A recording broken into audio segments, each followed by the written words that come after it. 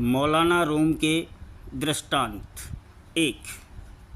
किसी चीज़ या काम के असली मतलब को समझने में जल्दबाजी न करो। नाई के नस्तर से बच्चा कांप उठता है मगर माँ खुश रहती है।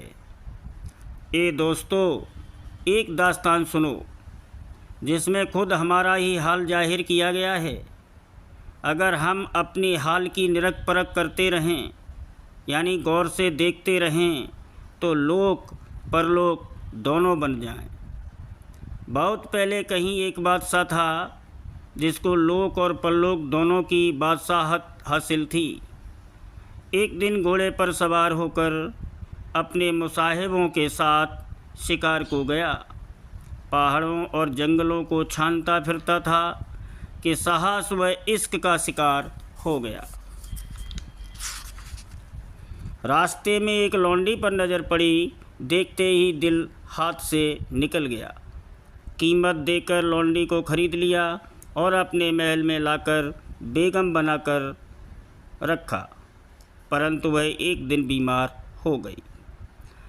गधा जब था पास में पाला न था, जब मिला पाला गधा जाता रहा। कूंजा था मिलता न था पानी कहीं, मिल गया पानी तो अब कूंजा नहीं। बादशाह ने अपनी सल्तनत के बड़े बड़े हकीमों को बुलाया और कहा कि हम दोनों की जान तुम्हारे हाथ में है। मेरी जान भी इसी के जीवन पर निर्भर है, बल्कि यकीन जानो कि मैं खुद बीमार हूँ और वह मेरी दवा है। जो हकीम मेरी जान को आराम पहुँचाएगा उसे अतुल धन संपत्ति दी जाएगी। सब हकीमों ने मिलकर कहा कि हम में से प्रत्येक अपने समय का धनवंतरी है। भला वह कौन सा रोग है जिसकी औषधि हमारे पास न हो। हम अपनी जान लड़ा देंगे और चिकित्सा में कोई कोर और कसर न रखेंगे। अपनी सेखी के आवेश में उन लोगों ने यह लफ्ज़ भी न कहे कि अगर मालिक चाहेगा तो इलाज कामयाब होगा। उनकी अपने उपाय और तदबीर पर बड़ा घमंड और गुरूर था। इलाज में जिस कदर हकीमों ने अक्ल लड़ाई और सरगर्मी की, बीमारी बढ़ती गई। खुदा की कुदरत, शहद और सिरके से गर्मी बढ़ गई।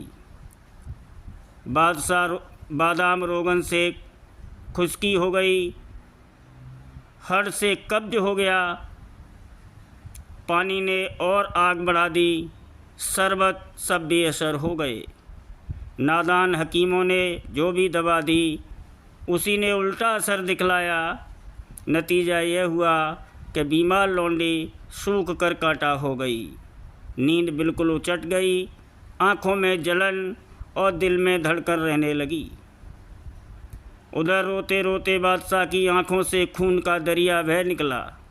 हकीम लोग बहुत शर्मिंदा हुए और उनकी सारी सेखी किरकिरी हो गई। जब बादशाह ने देखा कि हकीम तंग आ गए हैं और उनके किए कुछ नहीं बनता, तो एक रात नंगे पांव मस्जिद की ओर भागा और महराब में दाखिल होकर सिजदे में जा गिरा और इस कदर फूट फूट कर रोया कि सिजदे की जगह आंसुओं से तर हो गई। जब जरा दिल ठहरा तो दुआ की कि हे खुदा, सारी दुनिया की बादशाहत बख्श देना, तेरी छोटी सी बख्शिश है। जो आरजू लेकर मैं आया हूँ उसकी क्या हकीकत है। तू सबके भेद और हाल जानने वाला है। तेरी दया के आगे हकीमों की दवा किस गिनती में है। मैं ठीक रास्ते से भटक गया क्योंकि तेरी मदद की चाहा और हकीमों की तदबीर और इलाज पर भरोसा किया। ये सब की फरियाद और पुकार सुनने वाले, यह तेरा कौल है कि गौ में हर बंदे के दिल की बेताबी से वाकिफ़ हूँ, मगर मेहर व दया और बख्शिश उसी पर करता हूँ जो भिखारी बनकर दीन अधीन होकर मुझसे मांगता है। बादशाह ने ऐसी तड़प कर दुआ की थी कि दया रूपी सागर में जोश आ गया। बादशाह को जरा नींद आ गई। ख्वाब में क्या देखता है कि एक बुजुर्ग तशरीफ़ लाए हैं। फरमाते हैं कि बादशाह, तेरी प्रार्थना की सुनवाई हो गई। कल हमारा भेजा हुआ एक मुसाफिर आएगा। वह बड़ा दाना हकीम है। तुझे चाहिए कि उसकी हर हिदायत के बबूजिब काम करे। उसके इलाज की करामात तुझे खुद मालूम हो जाएगी। ख्वाब देखते ही बादशाह चौंक उठा। गफलत के पर्दे फट गए। लौंडी की मोहब्बत ने गुलाम बना रखा था, अब गोया फिर आज़ादी और बादशाही पाई। अब दिन निकला और सूर्य उदय हुआ। बादशाह महल के ऊपर की मंजिल पर जा बैठा और लगा इंतज़ार करने कि देखिए अब क्या सामने आता है। इतने में क्या देखता है कि एक महात्मा पुरुष आ रहे हैं। जब करीब पहुंचा तो देखा कि सिर से पांव तक नूर ही नूर चमक रहा है। बादशाह स्वयं दरबान की तरह मेहमान की अगवानी को बढ़ा। इस रोबी मेहमान से बादशाह इस तरह मिला जैसे गुलाब की पंखुड़ियों में मिश्री पेवस्त हो जाती है, या यूँ समझो कि दो दरिया मिलकर एक हो गए। इनकी ऐसी मिसाल थी जैसे एक प्यासा और दूसरा पानी। मेहमान को देखकर बादशाह ने अपने जी में कहा कि महात्मा पुरुष, मेरा मासूक और प्रीतम तो दरअसल तू था, लेकिन संसार का नियम है कि एक काम दूसरे काम के जरिए और लगाव से होता है। सो इस इश्क का जरिया लौंडी का इश्क हुआ। ये मालिक के भेजे हुए अब मैं तेरी सेवा पर कमर बांधता हूँ। बादशाह अगरचे बादशाह था, मगर बिल्कुल फ़कीराना खाकसारी के साथ अपने मेहमान के सामने गया और जी में खुश होकर कहने लगा कि मैंने यह बेअंदाज दौलत जो पाई, मगर बड़े सब्र के बाद, सब्र कड़वा तो होता है मगर इसका फल मीठा और अंत यानी नतीजा कामयाबी देखा। मेहमान को खाना खिलाया और सफ़र की थकान दूर होने पर उसे महल के अंतःपुर में ले जाकर बीमार को दिखलाया और बीमारी का सब हाल बयान किया। वह महात्मा पुरुष बीमार के पास बैठ गए। चेहरे का रंग, नब्ज, कारूरात वगैरह देखकर रोग के लक्षण और कारण सब मालूम करके कहा, जो दवा उन हकीमों ने की वह सब गलत थी। वह बुजुर्ग ज़ाहिरी हाल और सूरत देखकर गुप्त बीमारी को ताड़ गए, मगर बादशाह से कुछ नहीं कहा। असल में बात पित्त या कफ कोई दोष न था। हर लड़की अपने धुएं से पहचानी जाती है। रोने से समझा कि हे आजारे दिल, जिस्म अच्छा है यह है बीमारे दिल। आशिकी है दिल की जारी से आया, दिल की बीमारी सी बीमारी कहाँ। आशिकों का रोग है सबसे जुदा, यह है इस्तरलाबे इसरारे खुदा। अक्ल इसकी शहर में दिलगिरी है, इश्क अपनी आप ही तफसीर है। उन्होंने कहा कि बादशाह, मुझे रोगी से कुछ पूछना है। चाहता हूँ कि अपने पराये सब यहाँ से हटा दिए जाएं। बादशाह ने महल में तनाही करा दी और ख़ुद भी बाहर चला गया ताकि वह बीमार से हाल पूछ सके। जब सारा महल खाली हो गया, उन बुज़ुर्गों ने आहिस्ते आहिस्ते सवाल पूछना शुरू किए कि तू कहाँ की रहने वाली है, क्योंकि हर जगह का तरीक़े इलाज अलग होता है। तेरे सगे संबंधी कौन हैं और उनमें भी सबसे अधिक प्रिय कौन हैं? दोस्त बनकर और मेहरबान होकर वह उससे दिल की दास्तान पूछते थे। मरीज ने भी जान लिया कि हकीम बड़े चतुर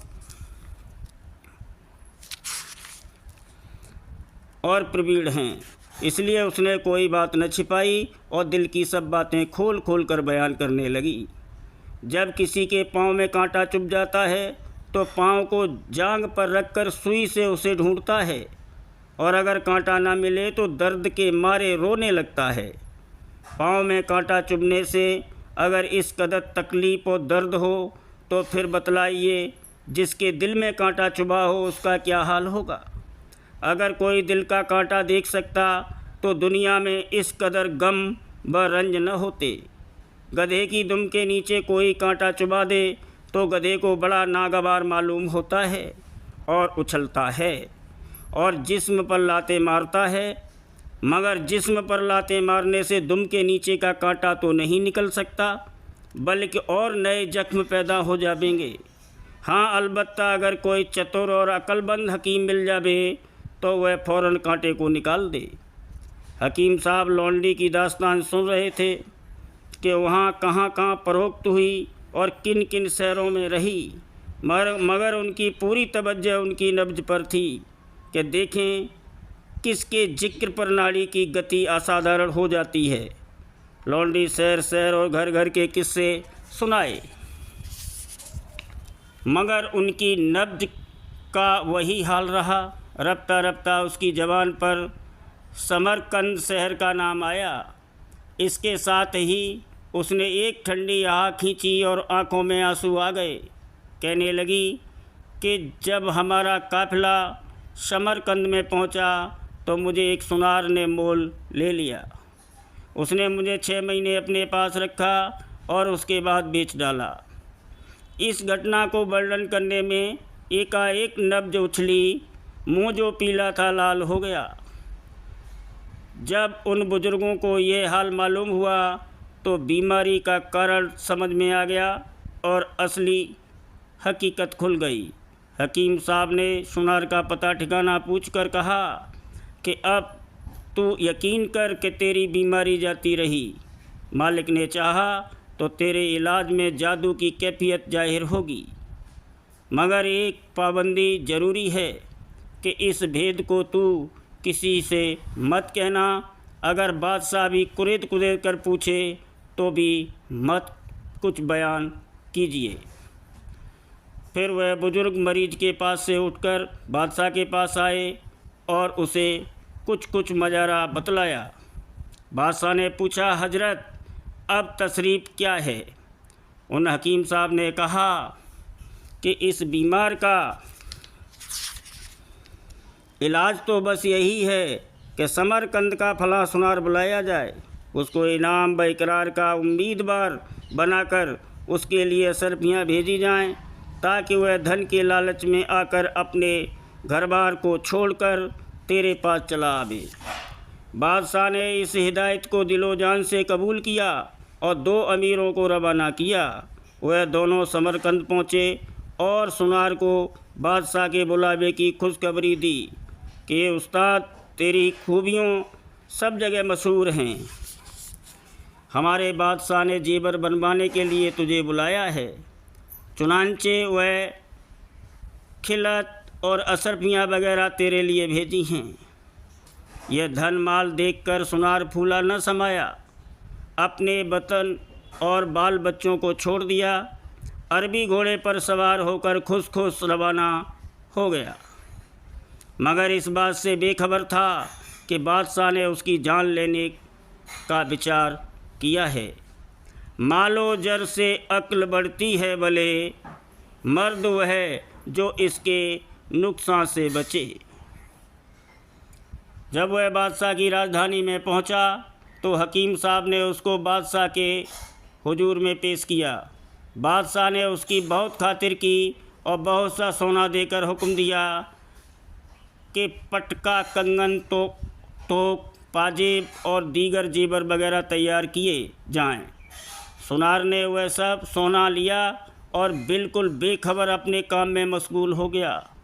उन बुज़ुर्गों ने बादशाह से कहा कि लौंडी को इस सुनार को सौंप दे ताकि वह इसकी मुलाकात से आराम पाए और संयोग से विरह की आग बुझ जाए। बादशाह ने लौंडी को सुनार के हवाले किया। दोनों की खूब खिला मिला हो गई। 6 महीने तक दोनों एक जान दो काबिल रहे और लौंडी फिर स्वस्थ हो गई।